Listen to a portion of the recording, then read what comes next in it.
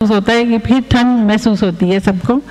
तो मैं मुबारकबाद देती हूँ जवाद शिराजी साहब को कि वहाँ से इतनी खूबसूरत वादियों से होकर ये आए हैं, और मैं उम्मीद करती हूँ कि हम भी कभी ऐसा जज्बा लाएं कि वहाँ जाएं और ये खूबसूरत वादियाँ अपने वतन की हम भी जाकर देखें। तकरीब का अब सिलसिला शुरू करते हैं, और मैं सबसे पहले दावत देती हूँ हमारे मेहमान आने खसूसी। असल में मन्नू भाई वक्त पर यहाँ तशरीफ़ लाए थे, 4 बजे यहाँ पर मौजूद थे, लेकिन वो मेरा ख़्याल है कि वक्त बहुत आगे निकल गया और 5 बज गए, और वक्त की पाबंदी जो है वो हमारे जो बुज़ुर्ग हैं वो ज़रूर करते हैं।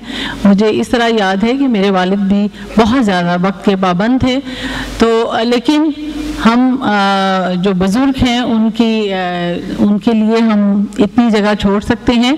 मुस्तंसर साहब असल में हमारे साहिब सदर थे, उन्होंने दरख्वास्त की थी कि मन्नू भाई को इस तकरीब का सदर बनाया जाए, तो मैं ये कहूँगी कि उनकी गैर मौजूदगी में मैं फिर दावत दूँगी जनाब सदर मुस्तंसर हुसैन तारड़ साहब के कि वो आएँ और अपनी सदारत की कुर्सी संभालें। अब मैं मेहमानान खसूसी जनाब असलम कमाल साहब, डॉक्टर अजमल नियाजी और अपने तमाम जो जनाब यासिर पीरज़ादा, जनाब शाहिद बुखारी, जनाब मोहम्मद अख्तर मैमूनिका, उनको मैं दावत दूंगी कि वो तशरीफ़ लाएं और अपनी कुर्सी संभालें। अब मैं दावत देती हूँ जनाब साहिब किताब जवाद शिराजी साहब को कि वो भी ऊपर स्टेज पर तशरीफ़ लाएं।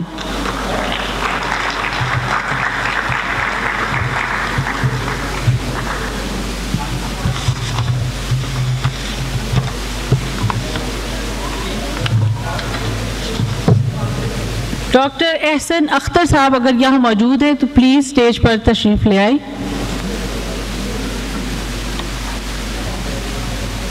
मेजर जवाद शिराजी का एक तारुफ पेश करती हूँ, और उसके बाद तमाम हजरात जो है और मेहमानान खुसूसी वो अपने ख्यालात का इजहार करेंगे।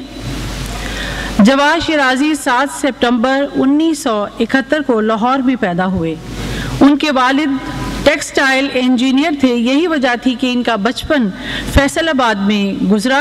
मैट्रिक फैसलाबाद से करने के बाद फ़ौज में कमीशन ऑफिसर की ट्रेनिंग के लिए मुंतखब कर लिए गए। दौरान तरबियत इनके लिखे गए मजमून जो कुए यार से निकले को चीफ ऑफ आर्मी स्टाफ ने तारीफ़ी सनद और नक़द इनाम से नवाजा। अदब से खसूसी शख़फ़ इन्हें साहिब सदर जनाब मुस्तंसर हुसैन तारड़ साहब की कुर्बत में ले गया।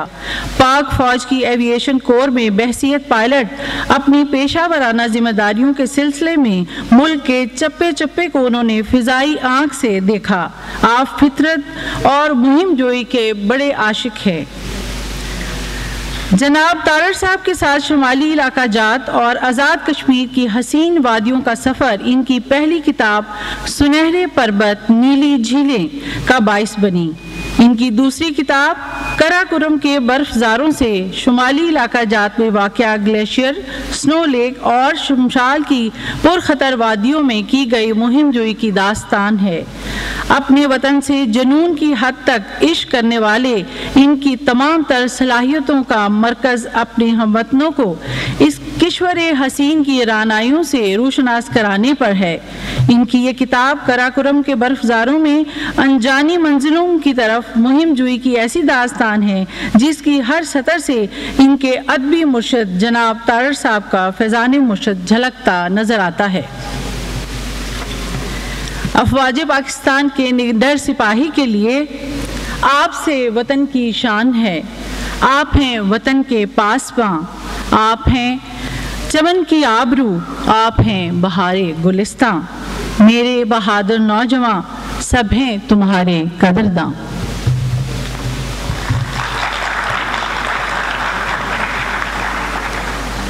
अब मैं दावत दूंगी जनाब डॉक्टर एहसन अख्तर साहब को कि वो आएँ और अपने ख्यालात का इजहार करें।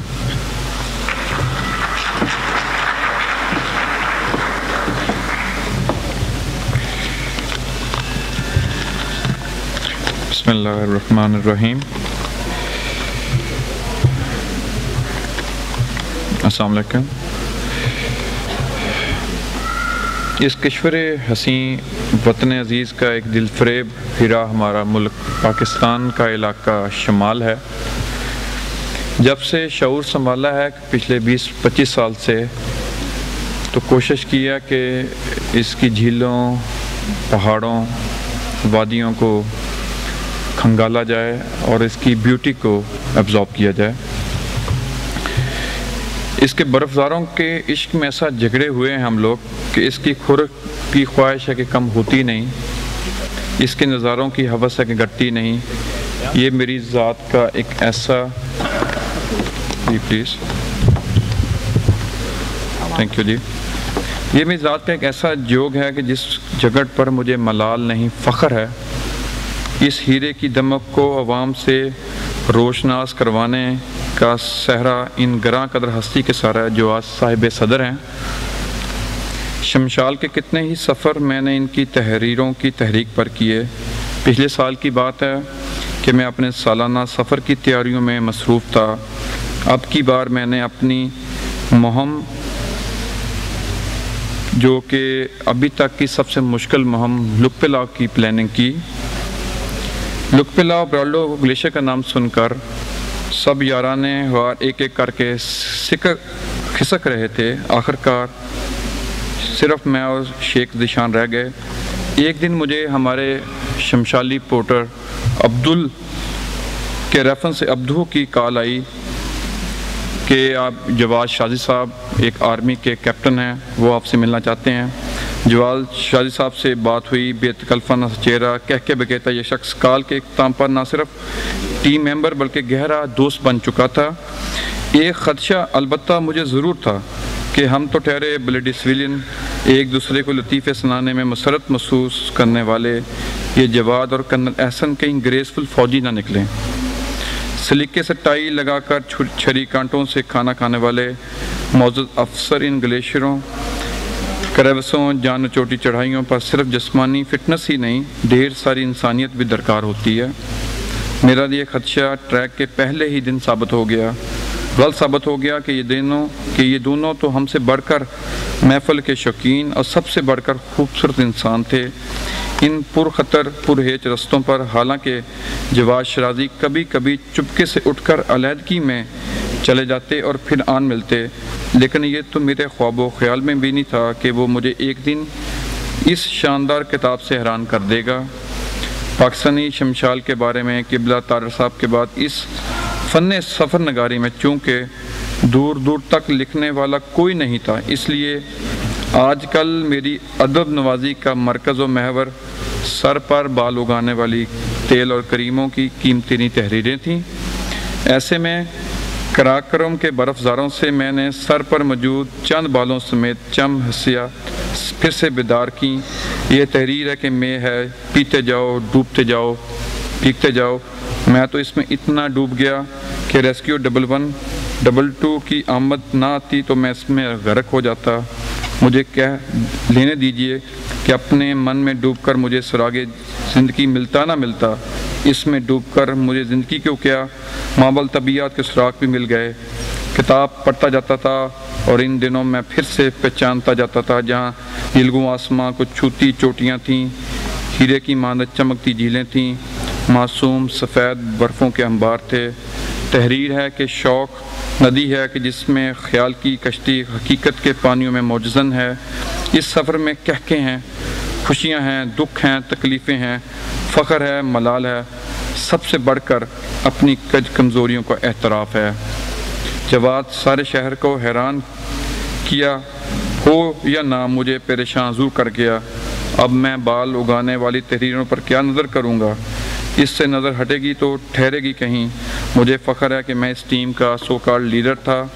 इस सफ़र नगारी में खूबसूरत इजाफ़ा है कि जिसमें ना सिर्फ जगराफ़िया, तारीख़, रोमानियत, मुहिम जोई बल्कि मेरे दिल के मुल्क के दिल नशीन खित्तों की लाजवाल रहनुमाई भी है। कमी है तो सिर्फ बाल उगाने वाली तरकीबों की। अल्लाह करे ज़ोरे करम और ज़्यादा। शुक्रिया आप सब लोगों का बहुत। अभी आपने डॉक्टर एहसन अख्तर की खूबसूरत तकरीर सुनी और कराकोरम के सब बर्फज़ारों से के हवाले से। मैं उनका तारुफ कराना भूल गई। एहसन अख्तर इस किताब कराकोरम के बर्फज़ारों से लिखी गई मुहिम के लीडर थे। पिछले 20 बरसों में शुमाली इलाका जात के 41 ट्रैक कर चुके हैं। शुमाली इलाका जात का शायद ही कोई ग्लेशियर, कोई दर्रा हो जो उन्होंने अबूर ना किया हो। अज़्म व हिम्मत की ये ज़िंदा मिसाल अपनी टांग के नुक्स के बावजूद ख़तरात से नबर्द आज़मा रहते हैं। जनाब डॉक्टर एहसन अख्तर साहब, बहुत बहुत शुक्रिया। अब मैं जनाब सदर की इजाज़त से दावत दूंगी जनाब यासर पीरज़ादा को। बहुत कम ऐसे लिखारी होते हैं जो ज़रा हट के बात करते हैं, और जब बात ऐसे असलूब में हो जिसमें मज़ाह के साथ इस्लाह का बेमिसाल पहलू हो, तो फिर वही हट के बात क्या बात बन जाती है। APNS के अवार्ड याफ्ता उर्दू अंग्रेज़ी दोनों ज़ुबानों में यकसा दस्तरस रखते हैं जनाब अताउल हक कासमी के फ़र्जंदे अर्जुमंद हैं। इनके बारे में मैं यही कहूँगी, होनहार बिरवा के चिकने चिकने बात।